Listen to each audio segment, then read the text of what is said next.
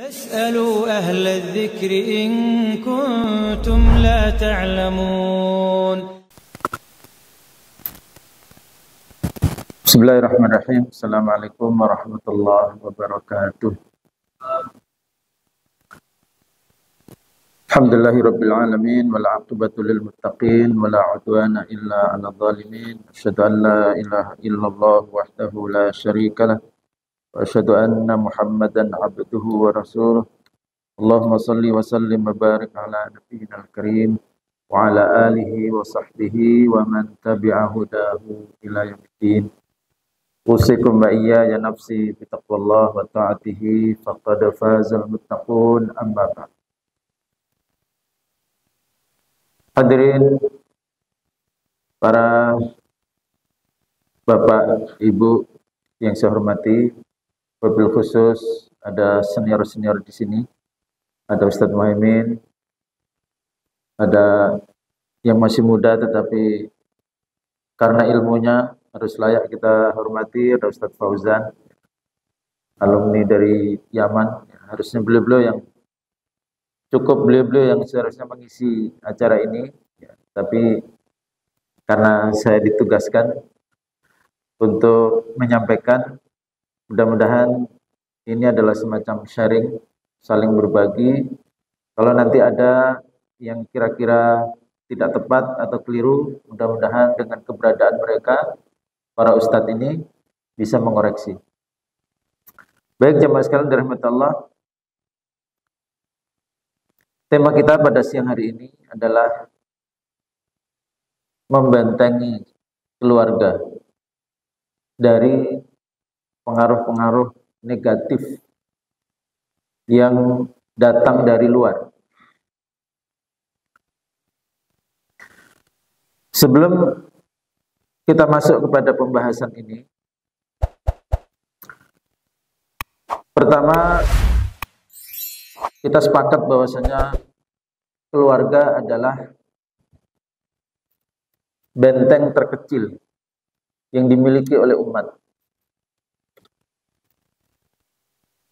Karena seharusnya umat punya benteng yang lebih besar lagi. Kan gitu. Harusnya umat punya benteng lebih besar, tetapi yang tersisa, yang real masih bisa dioperasikan, bisa dikendalikan, bisa diarahkan. Itu tinggal benteng terkecil namanya keluarga. Sebetulnya benteng ini kalau mau diperkecil lagi, ya tinggal hati kita, keimanan kita seorang diri. Tapi di sini kita bicara tentang satu organisasi, di mana keluarga adalah organisasi terkecil. Di dalam keluarga ada pemimpinnya, kita sepakat itu. Tidak seperti orang-orang Barat, di mana mereka mengkonsep keluarga itu antara suami dengan istri itu seimbang. Sharing masalah dan sharing solusi. Tidak ada yang mimpin. Tetapi dalam konsep Islam, keluarga adalah ada yang mimpin. Sebagaimana dalam firman Allah, Ar-rijalu qawwamuna 'alan nisa. Keberadaan pemimpin menjadikan keluarga adalah sebagai sebuah organisasi terkecil. Yang kedua, ada mitra yang sangat penting. Mitra di dalam pembagian tugas. Seperti negara ada presiden, ada wakil presiden, ada menteri A, menteri B, menteri C, dan sebagainya. Di dalam rumah tangga juga ada mitra. Siapa dia? Mitra terbaiknya adalah istri. Kemudian di dalam keluarga juga ada anggota. Siapakah anggota keluarga? Anak-anak kita. Kemudian juga ada teritorial di dalam keluarga. Teritorial yang disebut dengan rumah. Rumah secara fisik. Ada batasnya. Ada yang 100 meter, ada yang 150 meter, ada yang 200 meter. Ada teritorial. Ya, itulah makanya dalam satu teritorial hendaknya tidak ada dua keluarga. Kenapa, Pak? Dalam satu teritorial seperti ada dua negara, itu seringnya konflik. Misalnya apa yang sering terjadi? Misalnya adalah mertua tinggal satu rumah bersama menantu. Ini satu kepemimpinan, ini satu kepemimpinan hidup di dalam satu teritorial. Itu biasanya secara sunnah kauniyah itu akan terjadi apa? Konflik. Kecuali salah satu pihak mau merendahkan dirinya untuk menjadi anggota. Dia tidak mau menjadi, kan teorinya nggak boleh ada matahari ganda. Ya. Baik. Kemudian yang berikutnya di dalam keluarga itu ada kemerdekaan penuh. Dan kita semua mengakui itu. Kemerdekaan untuk apa? Kemerdekaan untuk mengatur seperti yang diinginkan oleh kepala keluarga. Bahkan ketika suami dengan istri berkonflik, berantem, itu tetangga saja cuma nonton, Pak. Sepanjang apa? Sepanjang tidak menghunus pisau. Sepanjang tidak ada yang berdarah-darah. Kalau cuma ya debat, saling jawab, itu tetangga, ya udahlah, itu urusan internal rumah tangga. Berarti apa? Di situ ada kemerdekaan untuk diatur. Mau membuat peraturan anaknya harus sholat ke masjid, ataukah memberi kebebasan anaknya, mau memaksakan anak perempuannya pakai jilbab atau tidak, itu sebuah keluarga itu punya kemerdekaan penuh.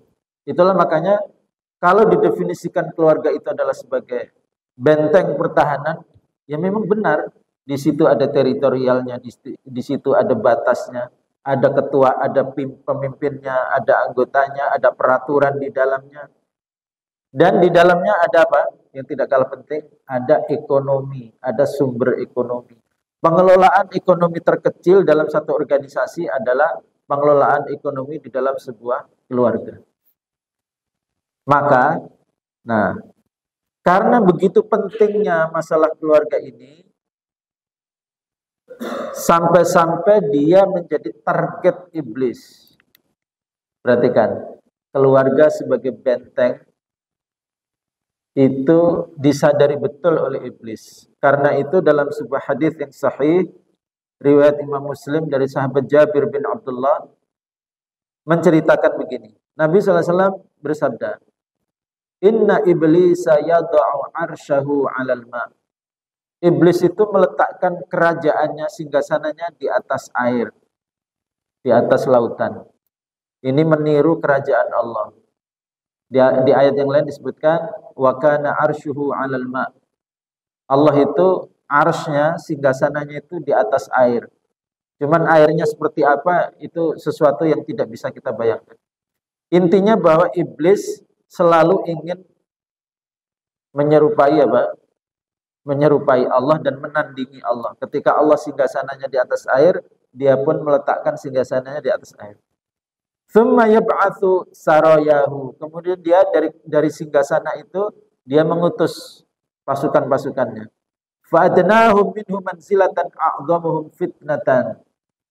Yang paling dekat posisinya dengan dia, yang paling dipercaya, yang paling ditrust, atau kira-kira apa ya, bintangnya itu paling banyak, bintang 5 gitu, yang dekat dengan dia, itu adalah yang paling mampu memberikan godaan atau kerusakan buat manusia. Yaji'u ahaduhum fayaqul. Salah satu pasukannya iblis itu kemudian datang melapor. Fa'altu kada wa kada. Aku telah melakukan menebar fitnah begini-begini, telah melakukan upaya begini-begini dalam mengganggu manusia. Iblis kemudian merespon, ma sana'ta syai'an. Kamu belum melakukan yang apa ya? Yang berhasil lah. Yang kamu lakukan itu dianggap belum bernilai. Qala thumma yaji'u ahaduhum fayaqul ma taraktuhu hatta farraqtu bainahu wa baina imratihi. Dari silih berganti laporan-laporan anak buahnya itu ada yang kemudian memberi laporan. Aku tidak tinggalkan target saya sampai aku berhasil memisahkan antara dia dengan istrinya. Qala fayudnihi minhu. Lalu kemudian dipanggil, dikasih apresiasi. Sini kemari. Dekat sini. Tadi kan yang paling dekat adalah yang paling apa? Mampu membuat kerusakan. Wa yaqul ni'ma anta. Kamu yang sukses. Coba jamaah sekalian, hadis ini hadis yang sahih riwayat Imam Muslim. Menggambarkan apa? Bahwa ketika pasukannya iblis berhasil membuat orang mengkonsumsi narkoba, berhasil menginspirasi riba, segala macam, itu dianggap prestasinya belum terlalu diakui. Tetapi ketika berhasil memisahkan seorang suami dari istrinya, itu mendapat apresiasi tinggi, nikma'atta. Berarti apa? Karena iblis tahu bahwasanya keluarga ini adalah sebuah organisasi benteng pertahanan yang sangat penting. Dan cara meruntuhkannya dengan cara apa? Dengan cara menceraikan, memporak-porandakan keluarga itu. Sebab ketika laki-laki dengan perempuan yang tadinya bersatu membentuk satu benteng, lalu dipisahkan, bagaimana dengan anaknya?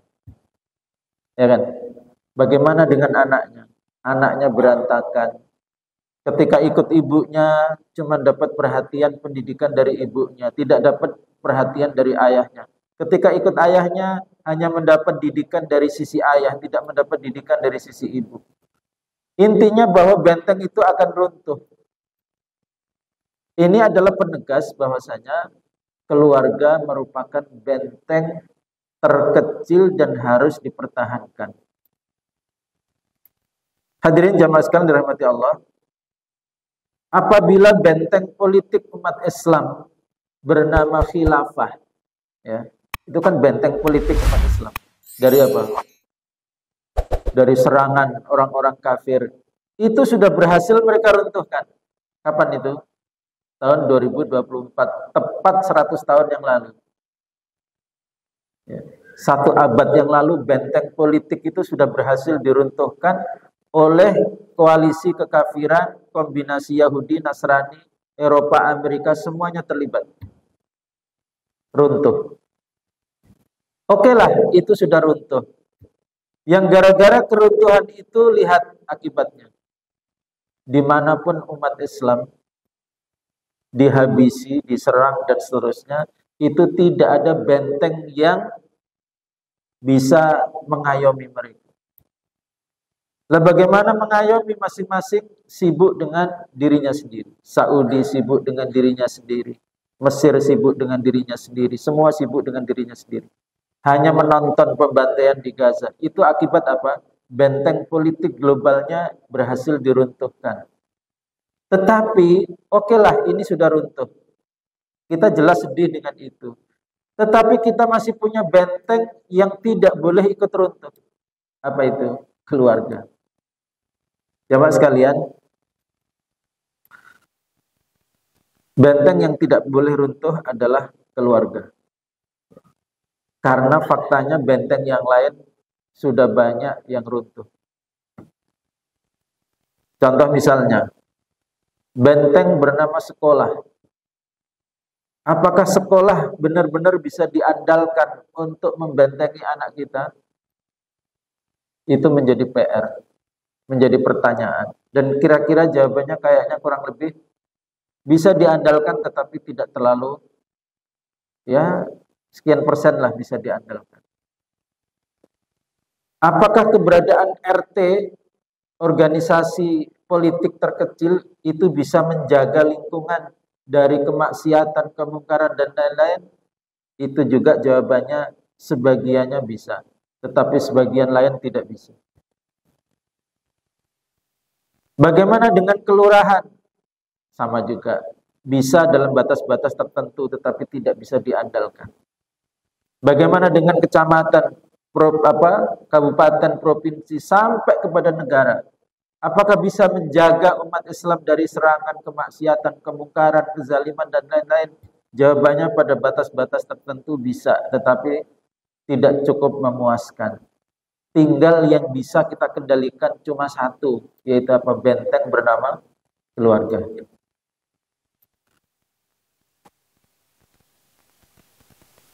Itulah makanya jemaah sekalian, dalam surat Ali Imran ayat 33-34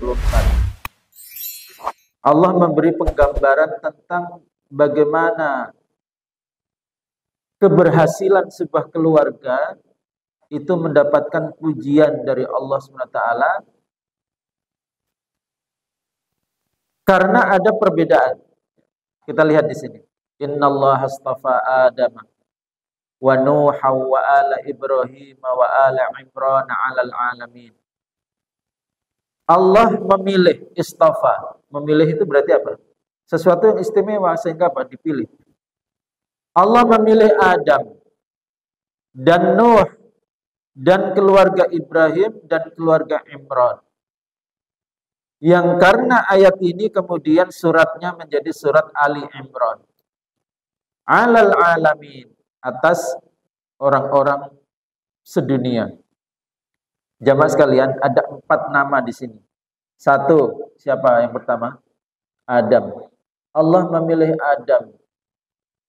Nama yang kedua siapa? Nuhan, Nuh alaihissalam. Nabi Adam diakui. Meskipun pernah melakukan kesalahan, tetapi kemudian taubatnya diterima oleh Allah SWT.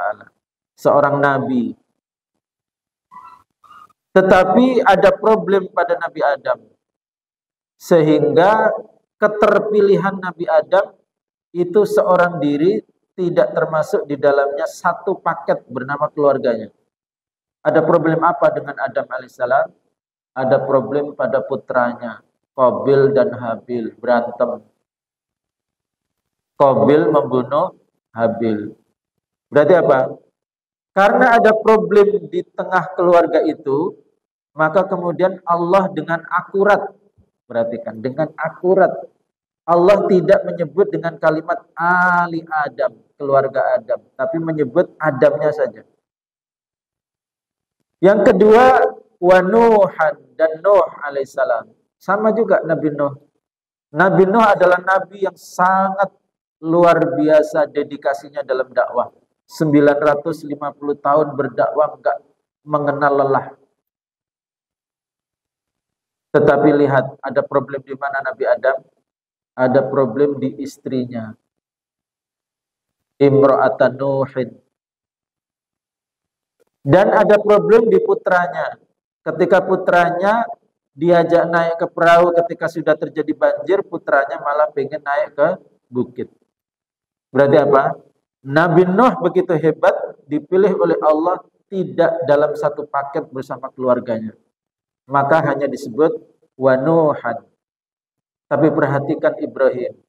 Ibrahim adalah orang hebat. Tetapi dipilih oleh Allah bukan Ibrahimnya seorang, tetapi dipilih ala Ibrahim. Keluarga Ibrahim alaihissalam. Nabi Ibrahim istrinya 2. Sarah dan Hajar, dua-duanya salihah. Punya 2 anak, 1 Ishak, 1 Ismail, dua-duanya saleh, nabi semua. Maka Nabi Ibrahim dipilih dalam satu paket ala Ibrahim. Lalu kemudian nama yang keempat adalah ala Imran, keluarga Imran. Imran diceritakan dalam ayat berikutnya adalah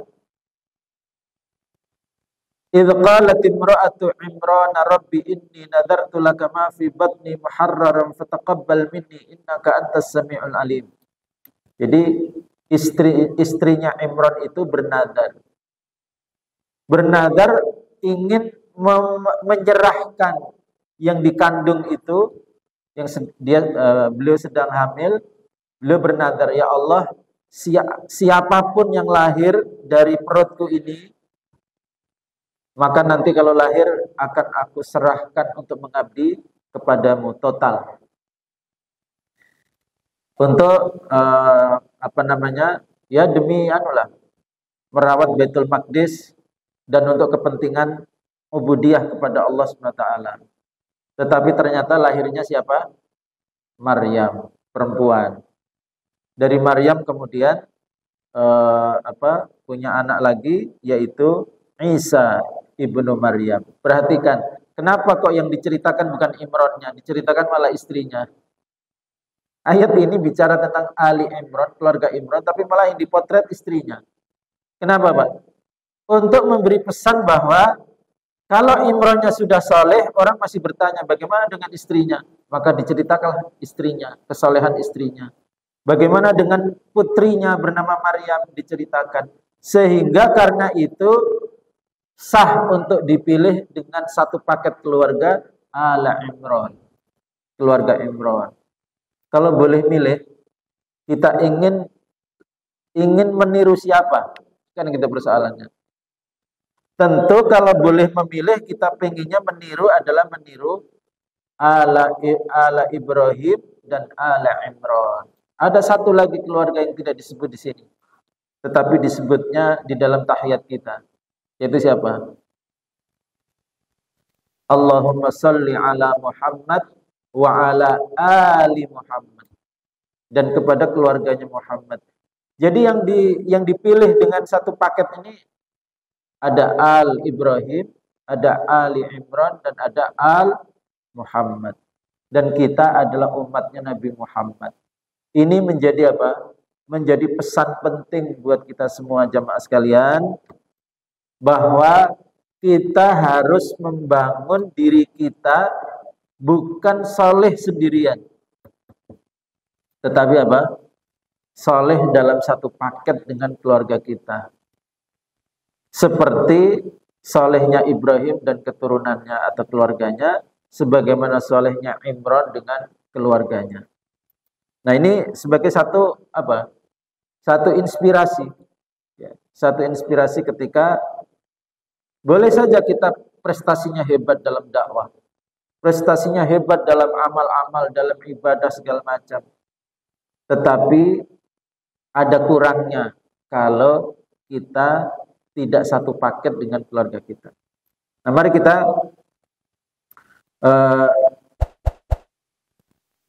kita mulai dari, kalau kita ingin menjadikan keluarga kita sebagai benteng, maka artinya kita sepakat bahwa dari luar banyak sekali serangan. Kan gitu. Orang menyadari bahwa keluarga adalah benteng itu karena menyadari dari luar banyak serangan. Oleh karena itu, hal terpenting yang menjadi kunci adalah kepala keluarga. Karena dialah yang akan mengorkestrasi, yang akan memimpin, yang akan mengelola asetnya bernama keluarga ini.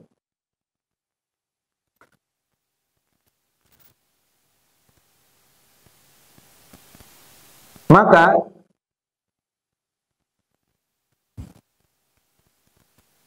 apa yang Islam sudah berikan pesan untuk para suami atau kepala rumah tangga? Jemaah sekalian, coba renungkan, kenapa Jumatan itu wajibnya cuma buat laki-laki? Kok perempuan nggak wajib? Kenapa? Karena minimal seorang kepala rumah tangga itu bisa menyerap nasihat, menyerap ilmu sekali dalam seminggu. Buat apa? Bekal mimpin keluarganya. Tentu jangan dibatasi itu saja. Harusnya apa? Ditambah dengan ada taklim. Apalagi sekarang kita alhamdulillah, Masya Allah, kita hidup di negeri yang subur sekali dengan taklim. Sangat dimudahkan dengan akses untuk mendapatkan ilmu. Ada taklim Ahad pagi, ada taklim Sabtu pagi, ada taklim yang malam juga mungkin ada. Itu adalah bekal kepala keluarga dalam memimpin keluarganya dari serangan-serangan luar. Ilmunya, kalau dia lemah dengan khutbah Jumat, dia kuat kembali. Kalau perlu dia mungkin harus banyak silaturahmi dengan para ustadz, para ulama untuk mendapatkan pencerahan-pencerahan, nasihat-nasihat untuk menguatkan, karena dia perlu bekal untuk mimpin. Sebab kalau tidak seperti itu, dia tidak punya visi di dalam memimpin rumah tangganya, itu nggak punya visi. Mau dipimpin kemana rumah tangganya itu? Nggak ada bekal. Ini yang pertama. dia harus membekali dirinya dengan itu melalui apa yang Allah sudah sediakan. Yang wajib adalah Jumatan. Nah, problemnya adalah kalau Jumatan saja sudah nggak ikut, nah itu problem. Taklim juga nggak ikut. Maka ketika kita bicara seperti ini, faktanya kemudian banyak sekali rumah tangga umat Islam bukanlah rumah tangga yang ideal sebagai benteng. Kenapa begitu? Karena kepala rumah tangganya tidak melakukan pengisian ilmu, pengisian rohani sehingga menjadi bekal untuk mimpin. Yang kedua, kepala rumah tangga mesti punya kekuatan kemandirian dalam dirinya. Kekuatan ilmu, kesolehan. Kenapa harus soleh, Pak? Sebab dia adalah teladan. Kalau dia tidak memulai sebagai orang soleh, bagaimana dia akan mengajak orang menjadi soleh? Makanya banyak yang mengkritik ada tipe lelaki yang lelaki solehah. Apa lelaki solehah? Orangnya baik, soleh, tetapi nggak pernah ke masjid untuk sholat jamaah. Berarti apa? Solehah. Tetap sholat tetapi di rumah. Nah, kekuatan ilmunya, kesolehannya, kemudian mampu memimpin dirinya sendiri. Problem pemimpin terbesar adalah apakah dia mampu memimpin dirinya sendiri. Kalau memimpin dirinya sendiri tidak berhasil, yaitu apa? Memimpin dirinya untuk menghindari kemaksiatan, memimpin dirinya untuk menghindari kemungkaran, memimpin dirinya untuk semangat beribadah. Kalau itu belum berhasil dilaksanakan, bagaimana dia akan memimpin? Memimpin diri sendiri terlebih dahulu. Kemudian dia juga punya leadership, punya ketegasan, punya kebijaksanaan, punya kelembutan, dan seterusnya. Tapi jangan lupa, ada kekuatan yang ketiga. Kekuatan dari luar, yang sangat penting. Yaitu kekuatan dari mitranya, dari istri. Itulah makanya bagi para bujang yang belum menikah, pastikan memilih istri yang akan mendukung kepemimpinannya. Kalau ini tidak tercapai dengan baik, itu akan menjadi masalah.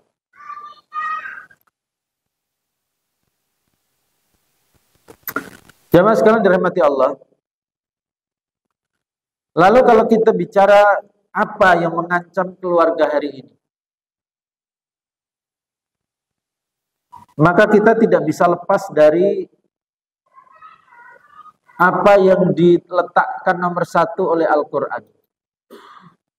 Kalau kita bertanya, fitnah apa yang paling besar yang akan merusak keluarga, akan merusak anak-anak kita, bahkan akan merusak masyarakat kita? Ternyata Al-Quran menggunakan istilah begini. Dalam surat Ali Imran ayat 14. Zuyyina lin-nasi hubbus syahawati minan nisa'i wal banin wal qanatiril muqantarati minadh dhahabi wal fiddati wal khailil musawwamati wal an'ami wal harth dzalika mata'ul hayatid dunya wallahu 'indahu husnul ma'ab. Ketika Allah mentakdirkan memberikan sunnah kauniyah kepada para laki-laki, yaitu memiliki syahwat terhadap wanita. Dari semua syahwat yang disebut di sini, syahwat terhadap harta, syahwat terhadap keturunan, syahwat kepada hewan-hewan ternak dan lain-lain, itu dari semua syahwat itu nomor satu syahwat terhadap apa? Syahwat terhadap wanita. Maka al-fitnatu bil mar'ati min a'dhamil fitan. Fitnah yang bersumber dari wanita adalah fitnah terbesar yang menjadi ujian manusia. Ketika Al-Quran meletakkannya di urutan pertama sebagai syahwat laki-laki. Kemudian dikuatkan dengan sabda Nabi. Hadis Nabi riwayat Imam Muslim, Rasulullah SAW bersabda, "Innad dunya hulwatun khadirah, wa innallaha mustakhlifukum fiha fayanduru kaifa ta'malun, fattaqud dunya wattaqun nisa, fa inna awwala fitnati bani Israil kanat fin nisa." Terhadap dunia, dan takutlah kalian terhadap wanita. Karena sesungguhnya fitnah yang pertama kali merusak Bani Israel adalah dari arah wanita. Nah ini ibu-ibu tidak perlu tersinggung dengan fakta bahwasanya kok saya dijadikan sumber fitnah. Kan gitu ya. Kenapa nggak ada kalimat laki-laki adalah sumber fitnah? Padahal laki-laki yang selingkuh, laki-laki yang jahat, yang melakukan segala macam dosa itu juga banyak. Kenapa yang disebut malah disimbolkan dengan perempuan? Ini menarik kalau kita renungkan jemaah sekalian. Kenapa fitnah itu disimbolkannya pada sosok perempuan, padahal kita saksikan banyak sekali wanita yang salihah di negeri kita. Hanya dengan sentuhan-sentuhan taklim sudah membuat mereka menjadi salihah, pakai cadar, rajin ibadah dan seterusnya. Tetapi kenapa kok masih disebut bahwa itu adalah sumber fitnah? Jamaah sekalian, kenapa itu disebut sebagai sumber fitnah? Karena sumber fitnah terhadap pemimpin. Kalau pemimpinnya sudah berhasil ditaklukkan, maka dia gagal menyelenggarakan kepemimpinan. Nah itu rahasianya. Jadi tidak perlu tersinggung kenapa kok wanita yang disebut. Kemudian dalam hadis yang lain yang juga sahih riwayat Imam Muslim, Rasulullah SAW bersabda, "Ma taraktu ba'di fitnatan adar 'ala rijali minan nisa." Aku tidak meninggalkan sesudahku fitnah yang lebih berbahaya terhadap para pria kecuali fitnah tentang wanita. Jamaah sekalian, ini hadis dikatakan Nabi sejak kapan? Sejak zaman ketika belum ditemukan fotografi. Zaman ketika orang saling kenal, satu kampung itu saling kenal semua. Lalu bagaimana kalau dalil-dalil ini kita bawa ke zaman sekarang, ketika kita hidup di kota tidak saling kenal, ada teknologi namanya fotografi, bahkan lebih tinggi lagi ada HP, bisa mentransfer gambar, mentransfer video dan sebagainya. Kalau dulu saja dalil ini dikeluarkan oleh Nabi untuk menggambarkan sumber masalah, apalagi di zaman sekarang ketika ini didukung oleh teknologi. Maka saya ketika disodori tema ini membentengi keluarga dari pengaruh-pengaruh buruk dari luar. Kita nggak bisa lepas dari dalil ini. Dan memang fitnatuz zaman, ya, fitnah yang paling besar di zaman sekarang adalah fitnatun nisa, atau dilambangkan dengan nisa. Ya. Kalau bahasa modernnya adalah pornografi. Ya. Nah, jamaah sekalian dirahmati Allah, coba kalau kita mau bandingkan dalam sebuah perenungannya. Kejahatan bernama pencurian itu makin kehilangan momentum untuk berkembang. Kenapa, Pak? Karena hadirnya teknologi CCTV. Kan gitu. Sebaliknya, kemungkaran bernama pornografi itu justru berkembang pesat berlipat-lipat dengan adanya teknologi ini. Maka kalau kita tidak menzoom ini sebagai masalah, berarti kita gagal mengendus masalah. Karena apa? Sejak 1400 tahun yang lalu, itu sudah dianggap sebagai sumber masalah. Apalagi sekarang, berlipat-lipat itu menjadi masalah. Dan kita tentu miris ya dengan berita-berita yang tidak mungkin kita ulang di sini. tentang anak-anak yang masih SD tetapi sudah begitu sudah begitu terbiasa dengan paparan-paparan seperti itu. Ini sudah bukan berita mengejutkan, ya. Dan dengan segala macam bentuk fitnah dalam bidang itu. Oleh karena itu, ini harus kita zoom, kita letakkan sebagai sebagai perhatian kita. Makanya salah satu cara untuk kita supaya kita tidak terkena fitnah ini, keluarga sangat menentukan. Bagaimana keluarga itu menginspirasi agar anggota keluarganya tidak menjadi salah satu agen dari fitnah ini. Ketika sebuah keluarga membiarkan anggotanya bermain-main dengan media sosial, menampakkan auratnya, berarti apa? Dia membiarkan dirinya menjadi agen fitnah terbesar. Bukannya keluarga itu malah menghentikan, tetapi keluarga itu malah membiarkan itu menjadi fitnah buat orang lain, buat keluarga lain. Alhamdulillah, mudah-mudahan kita semua tidak termasuk orang yang membiarkan anggota keluarga kita menjadi agen dari ini semua.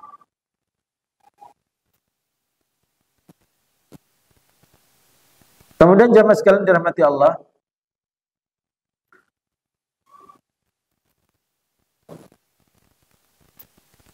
dalam surat An-Nisa ayat 28,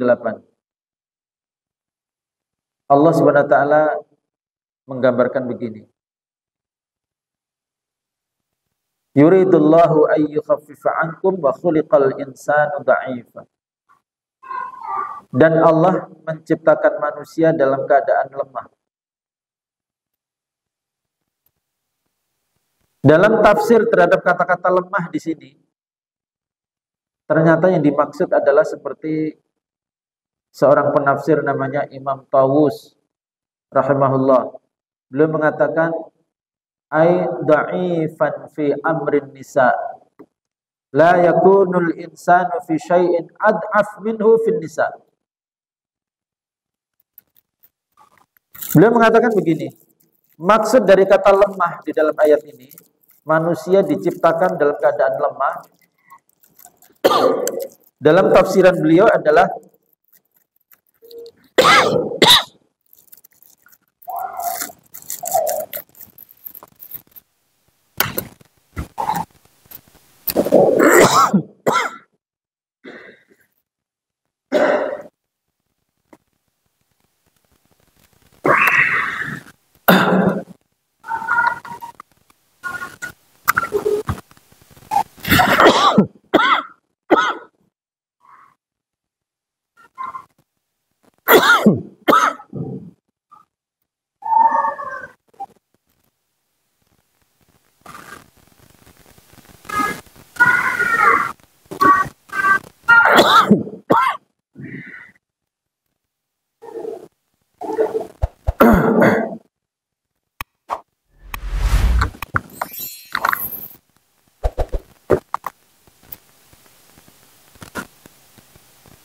Imam Tawus rahimahullah mengatakan dalam tafsirnya, dha'ifan fi amrin nisa, lemah dalam menghadapi fitnah wanita.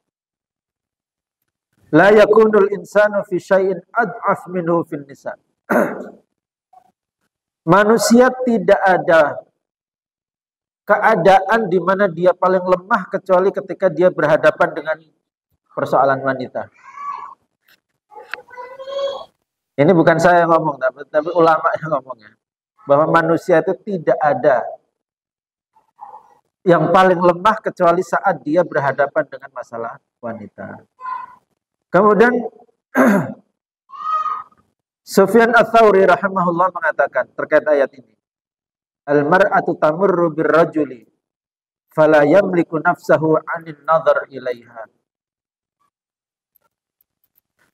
Ketika seorang wanita melintas di hadapan laki-laki, laki-laki tidak mampu mengendalikan matanya untuk tidak melihat kepadanya. wala yantafi'u biha, tidak juga dia bisa mengambil manfaat dari itu. Maksudnya apa? Sudah melihat, tapi juga tidak boleh melanjutkan lebih jauh dari itu. Kan gimana ya? Berada dalam situasi yang sulit. Berbeda terhadap istri. Istri melintas dilihat oleh suaminya. Suaminya tertarik, dia bisa lanjutkan dengan mengambil manfaat berikutnya, kan gitu. Ini tidak bisa mengambil manfaat sesudah itu. Fa'ayu syai'in ad'af min hadha. Adakah kelemahan melebihi kelemahan seperti penggambaran ini? Ya. Jadi jamaah sekalian dirahmati Allah,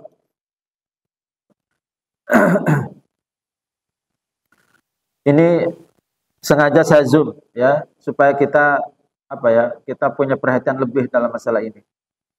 Kemudian juga dalam surat An-Nisa ayat 27 ya. Yang ayat sebelumnya ya. Wallahu yuridu ayyatuba 'alaikum wa yuridul ladzina yattabi'una asy-syahawati an tamilu mailan 'adziman. Allah menghendaki untuk menerima taubat kalian atau kalian bertobat. Dan orang-orang yang mengikuti syahwatnya menginginkan agar kalian condong kepada mereka dengan kecondongan yang besar. Mereka ingin umat Islam condong kepada mereka dengan kecondongan yang besar. An-Nisa 27. Apa tafsirannya kata Imam Mujahid rahimahullah? Beliau mengatakan antakunu mithlahum taznuna kama yaznun. Orang-orang yang mengikuti syahwat itu menginginkan agar umat Islam condong kepada mereka dengan kecondongan yang besar adalah menginginkan umat Islam menjadi seperti mereka. Yaitu ketika mereka berzina, mereka pengen umat Islam juga berzina. Ketika mereka menikmati LGBT, mereka pengen umat Islam juga menikmatinya atau sekurang-kurangnya menerimanya dan tidak mempermasalahkannya. Dan itulah yang terjadi pada istrinya Nabi Lut alaihissalam. Apakah istrinya Nabi Lut ikut terlibat menikmati? Tidak. Karena tidak mungkin para nabi punya istri seperti itu. Gak mungkin, kata para ulama. Tapi yang dimungkinkan adalah apa? Ketika istrinya Nabi Lut memaklumi itu. Memaklumi ketika menyaksikan praktek LGBT itu. Dan memang usaha mereka dimulai dari memastikan umat Islam memakluminya. Memaklumi terbukanya aurat, memaklumi pergaulan bebas, memaklumi LGBT, memaklumi. Dan kita kadang-kadang tanpa terasa ikut memakluminya diam-diam. Benar nggak? Kita ikut memakluminya tanpa sadar. Kenapa? Karena memang kita tumbuh dengan seperti itu. Sudah tidak lagi menganggap sebagai sebuah masalah yang perlu dilawan.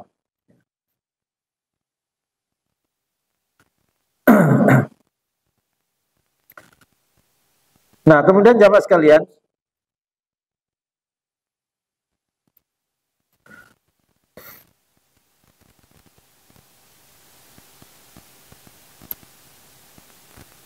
selain kita paham tentang tadi fitnah-fitnah tadi, kalau tadi Ustadz Zaid dalam mukadimah mengatakan benteng akidah, ya memang benteng yang paling menjadi akar itu adalah benteng akidah, hati.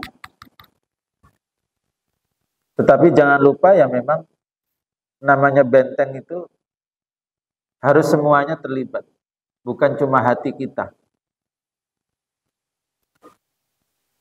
Nah, bagaimana kita menguatkan keluarga supaya fungsi sebagai benteng ini berjalan dengan baik? Maka tidak bisa dipungkiri,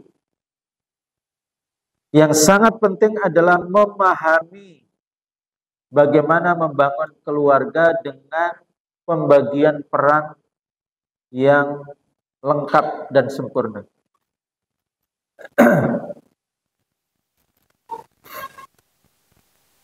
Jamaah sekalian,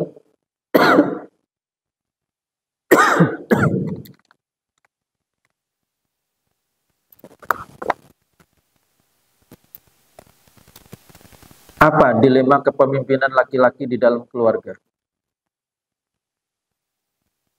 Dilema kepemimpinan laki-laki di tengah keluarga sehingga dia bisa menciptakan benteng yang kokoh itu adalah karena posisinya tidak selalu dalam satu wajah, satu bentuk. Maksudnya begini, kan kita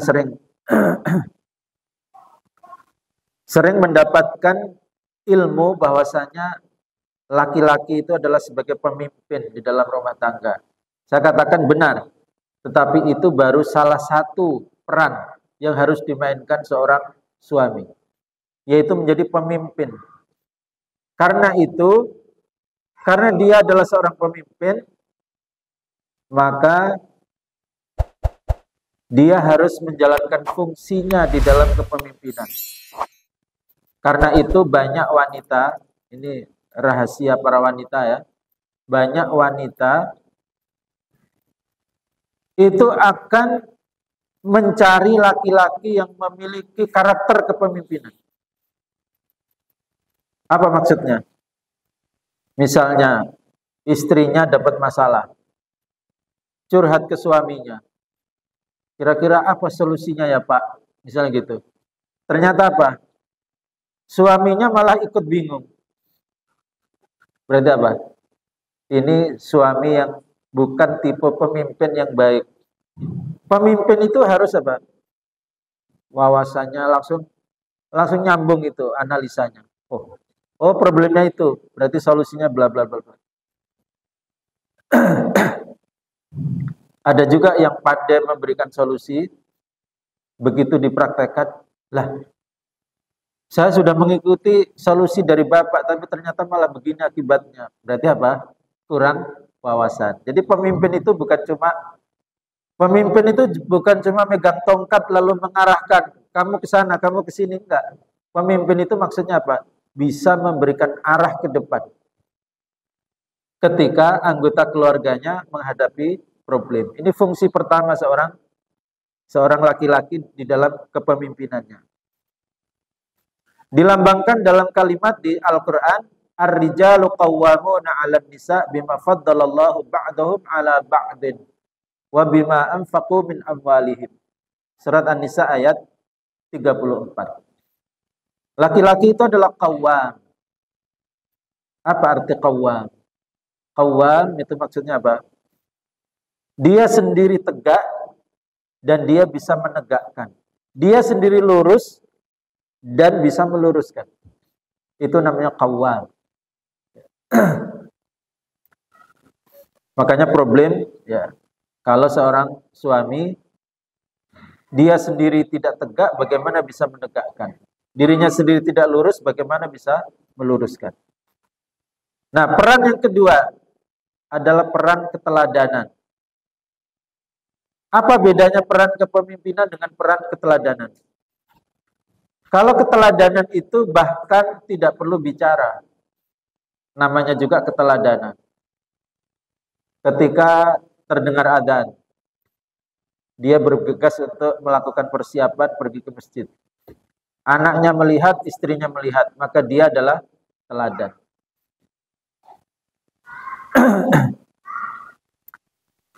Kemudian fungsi yang ketiga, fungsi sebagai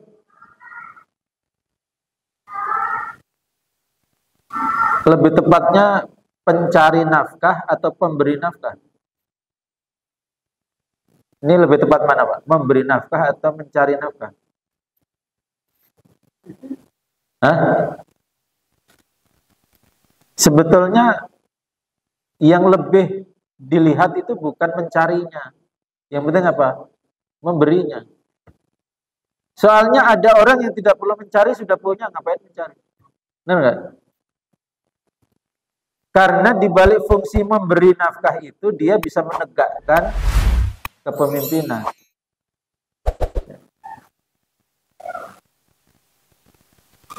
Kemudian fungsi peran yang keempat? Peran yang keempat adalah penegak hukum. Tadi qawwam tadi itu penegak hukum. Antara presiden dengan hakim itu beda. Kalau hakim penegak hukum itu dia memberikan apa?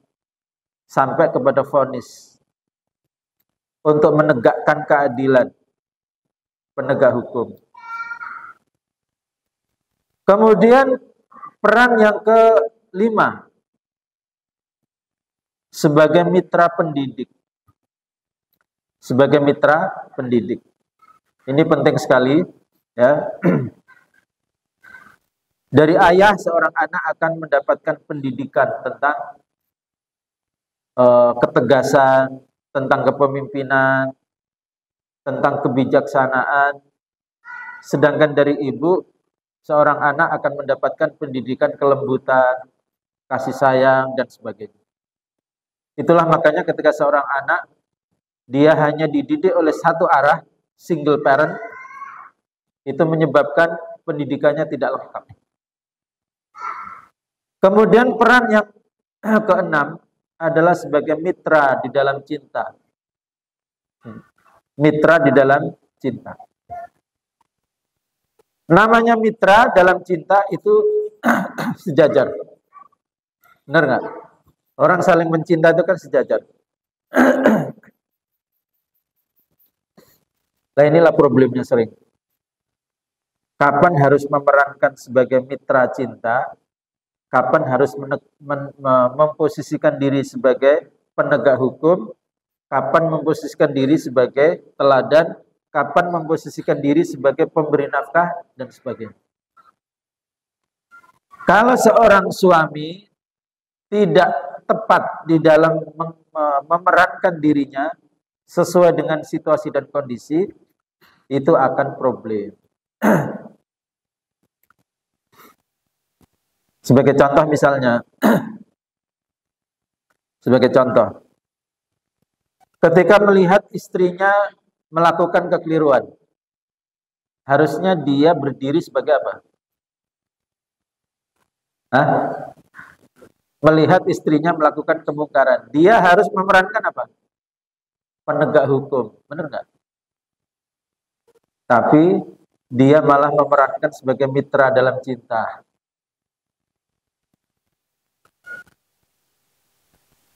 Karena dia memerankan dirinya sebagai mitra dalam cinta, maka kemudian dia tidak berani menegakkan hukum.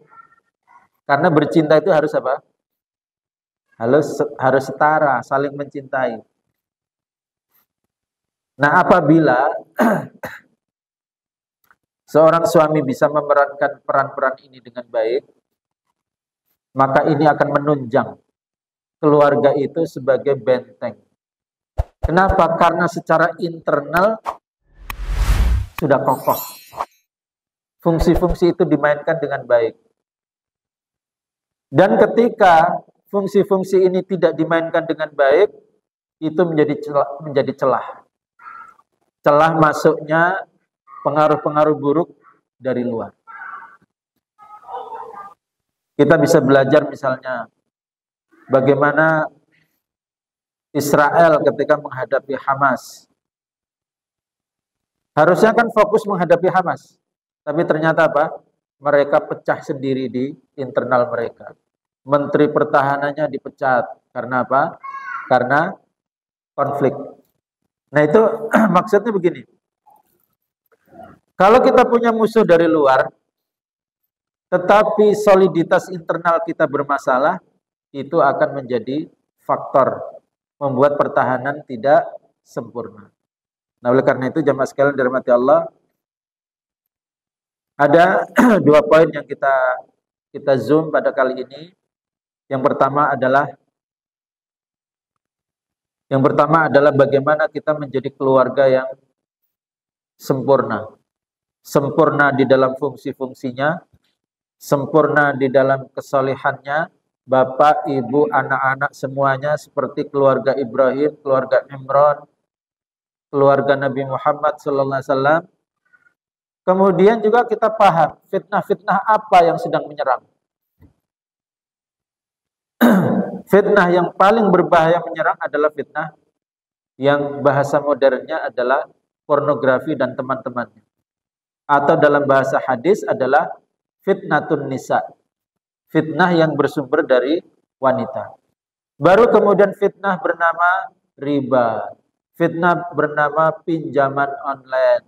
Fitnah bernama judi online. Tapi kayaknya fitnah-fitnah itu, kalau keluarga itu sudah kuat, insya Allah fitnah-fitnah seperti itu bisa diantisipasi. Tetapi kalau keluarga ini rapuh, hari-harinya sibuk aja dengan konflik dengan istrinya. Bagaimana bisa mengatasi masalah ketika hari-harinya disibukkan dengan konflik dengan istrinya? Nah, oleh karena itu, keseimbangan antara membangun kesalihan, membangun keluarga yang tadi ya, sakinah, bahasa Ustadz Zaid tadi, sakinah mawaddah warahmah, ya, itu menjadi pondasi. Dan paham bahwasanya keluarga adalah benteng terkecil yang masih kita bisa kelola dengan merdeka. Karena kita tidak bisa mengelola benteng bernama sekolahan. Kita tidak bisa mengelola benteng bernama RT, RW, kelurahan. Kita yang paling mungkin mengelola adalah benteng bernama keluarga kita masing-masing. Oleh karena itu, mari kita fokus untuk memastikan keluarga kita adalah agen-agen kesalehan, agen-agen kebaikan, kelurusan, kebaikan akhlak dan sebagainya, bukan agen yang ikut di dalam menyumbang kerusakan. Al-fasadu fil ardi. Demikian kajian kita pada siang hari ini. Semoga menjadi nasihat buat saya pribadi dan untuk jamaah sekalian. Tidak ada hal baru, ini hanya mengingatkan, ya, karena kita harus saling mengingatkan. Walaupun ilmunya sudah tahu, tetapi ketika diaktualkan kembali, itu seperti menjadi nasihat yang aktual untuk kita semua. Sampai di sini semoga bermanfaat, kurang lebihnya mohon maaf. As'alu ahla dzikri in kuntum la ta'lamun.